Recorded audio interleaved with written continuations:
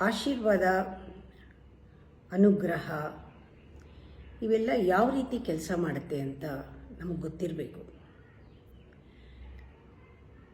ಇದೆಲ್ಲ ಬರೀ ಒಂದು ಆಚರಣೆ ಅಲ್ಲ.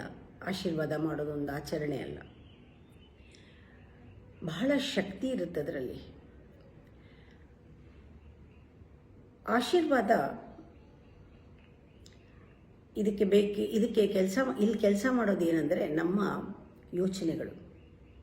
ಆಶೀರ್ವಾದಕ್ಕೆ ಯೋಚನೆ, ನಮ್ಮ ಭಾವನೆ, ನಮ್ಮ ನುಡಿ, ಮಾತು, ಇದು ಮೂರೂ ಸೋಲ್ ಪವರ್, ಆತ್ಮದ ಜೊತೆಗೆ, ಆತ್ಮಶಕ್ತಿಯ ಜೊತೆಗೆ ಕನೆಕ್ಟ್ ಮಾಡಿದಾಗ ಅಂಥವನಿಗೆ ಒಳ್ಳೆಯ ಆಶೀರ್ವಾದ ಕೊಡೋಕ್ಕಾಗತ್ತೆ.